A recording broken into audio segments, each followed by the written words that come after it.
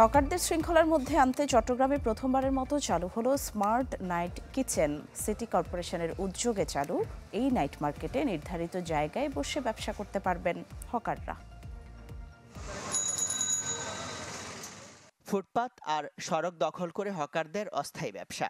তাতে ফুটপাতে হাঁটা যেমন দায়, তেমনি সড়কে তৈরি হয় যানজট। দীর্ঘদিন ধরে চট্টগ্রাম নগরে হকার বসা নিয়ে এমন বিশৃঙ্খলা চললেও এবার এ খাতে শৃঙ্খলা ফেরাতে উদ্যোগী হয়েছে সিটি কর্পোরেশন।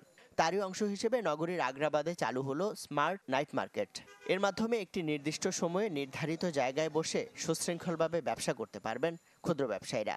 যে উদ্যোগটা নিয়েছে সিটি কর্পোরেশন মেয়রে, ইনশাল্লাহ এটা অনেক ভালো হবে। এই মার্কেট যদি করি, যদি লাভজনকভাবে হয়, আমরাও নিরাপদ থাকলাম, আমরা আর এলেবেলেভাবে থাকলাম না।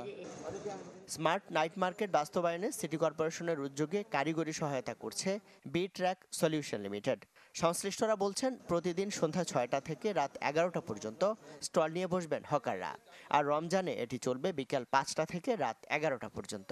এটা চেষ্টা করব যে এখানে সার্বক্ষণিক সিসি ক্যামেরার ব্যবস্থা এখানে রাখবো, সো দ্যাট আসলে কোনো ধরনের ইনসিডেন্ট হলে সেই ফুটেজগুলো আমরা আসলে কনসার্ন টিমকে দিতে পারি। সিটি কর্পোরেশনের তত্ত্বাবধানে থাকবে, আমাদের কিছু এজেন্টও থাকবে। স্মার্ট মার্কেটের উদ্বোধন করে সিটি মেয়র জানান, সবসময় উচ্ছেদের ভয়ের মধ্যে থাকা হকাররা এই উদ্যোগের ফলে নিশ্চিন্তে সুন্দর পরিবেশে ব্যবসা করতে পারবেন। এতে করে যে হকারদের যে একটা হতাশা সমস্যা, যে তারা বিভিন্নভাবে তারা ওই যে কোনো টাইমে উচ্ছেদ হওয়ার যে একটা ভীতি কাজ করছিল, কাজে এই জায়গায় গিয়ে আমার মনে হয় তারা এই ভীতিটা তাদের আর কাজ করবে না।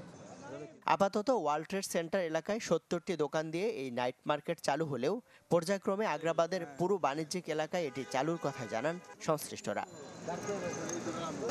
ইমদাদুল হক, চ্যানেল 24, চট্টগ্রাম।